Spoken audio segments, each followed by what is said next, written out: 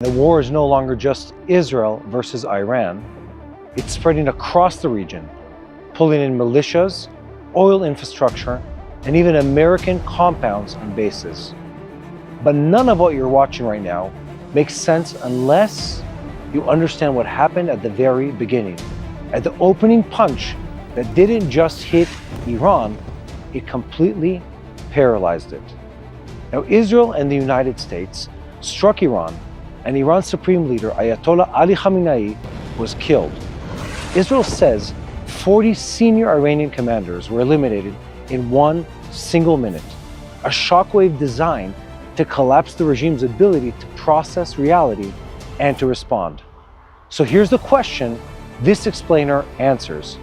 How do you land a first strike so fast, so coordinated, and so psychologically devastating that a regime built on secrecy and paranoia loses its top layer in seconds? Because when you understand the opening minute, you understand why day 3 looks like this. Iranian missiles and drones hitting across the region, including strikes tied to the Gulf states.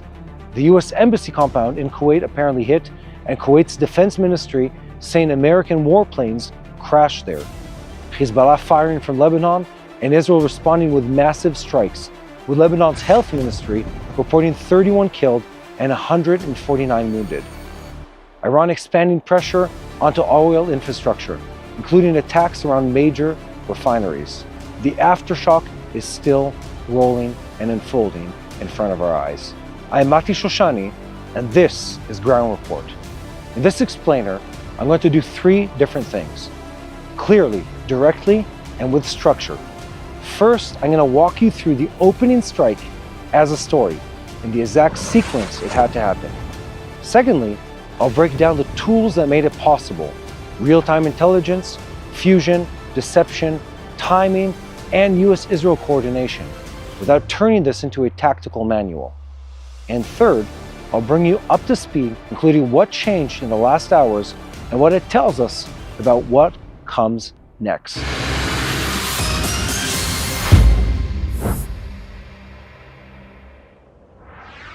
To understand this operation, you need one concept.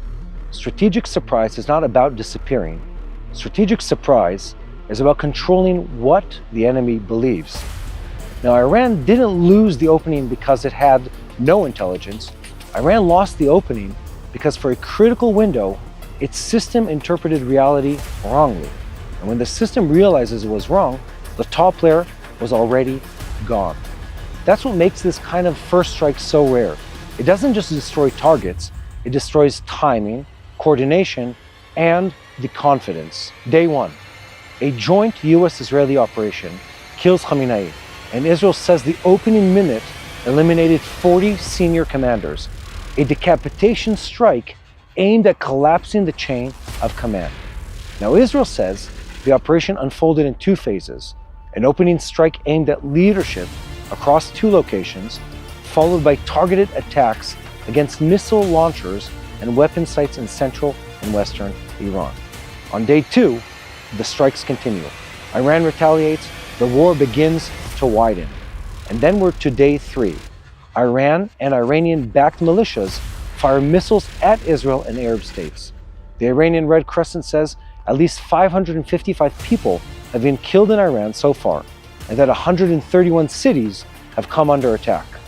Israel says 11 people have been killed in the country so far. Hezbollah fires missiles from Lebanon in response to Khamenei's killing, and Israel retaliates with major strikes.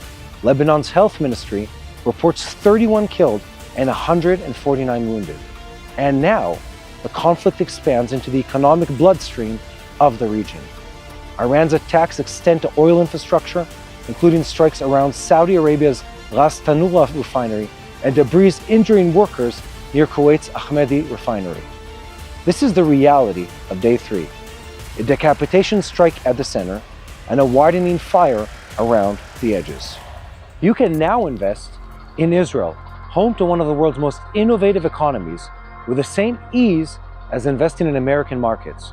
Now, over the last 12 months, Israel's Tel Aviv 35 stock index surged 95% in the US dollar terms, compared to the S&P 500's 15% gain. And the outperformance is consistent over 2, 5, and 10-year periods. And since the mid-2000s, the shekel has appreciated 60% against the US dollar.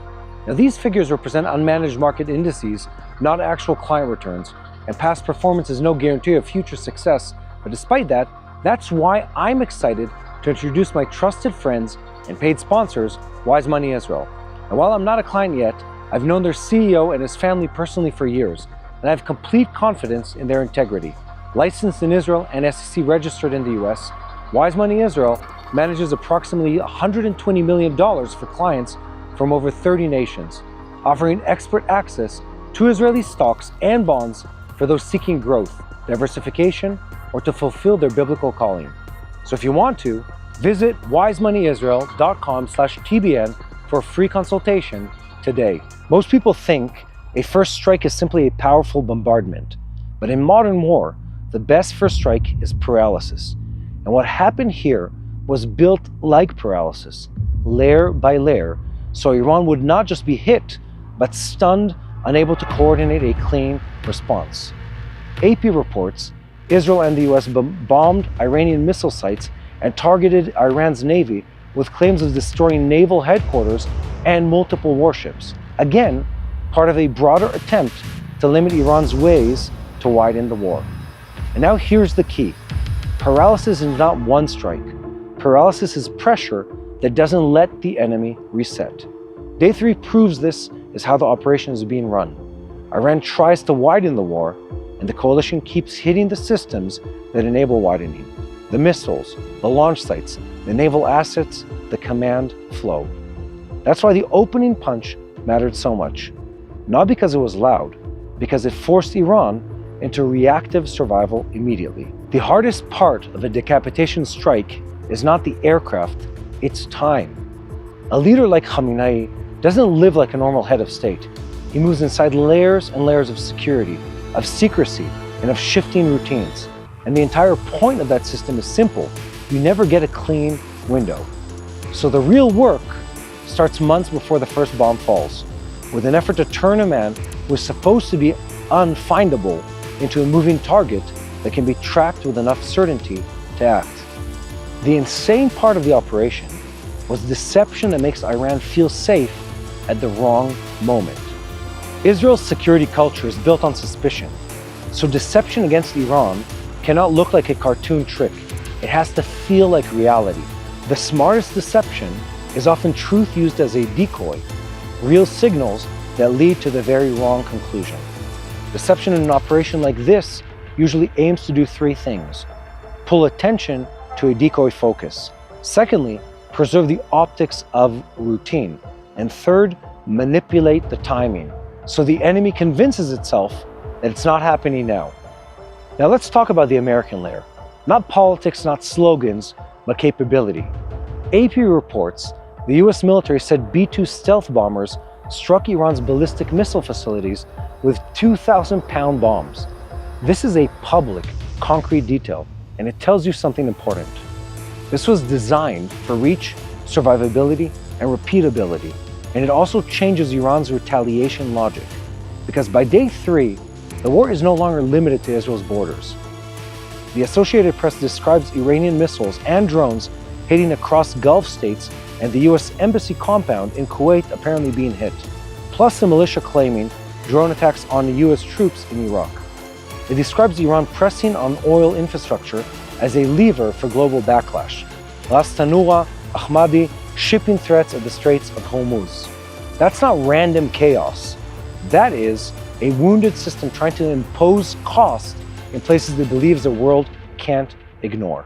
Day 3 also shows a second truth. A regime under pressure doesn't only fire from its own territory, it activates the proxies. Hezbollah fired missiles from Lebanon, explicitly tying it to Khamenei's killing, and Israel responded with major strikes. Lebanon's health ministry reports 31 killed and 149 wounded. The IDF says it has begun an offensive campaign against Hezbollah. So the war, by day 3, is clearly multi-front. And that is exactly what Iran built over years, a ring of pressure around Israel, activated when Tehran is hit, or at least That's what they thought. So if the opening strike was that successful, why is it still dangerous on day 3? Because even a paralyzed regime that still has missiles, drones, proxies, and momentum, and becomes Iran's strategy, isn't only military, it's also economic and regional, built to impose costs through oil lanes, allied militias, and multi-front pressure. If you want reporting that turns a regional firestorm into a clear picture you can actually understand, subscribe to Ground Report, hit like, and share this episode, because day 3 is when people lose the storyline. Day 3 proves the first strike was not just a hit, it was a system shock operation built on real-time intelligence, on deception and speed that removed Iran's top player and forced the regime into reactive survival while the region widened around it.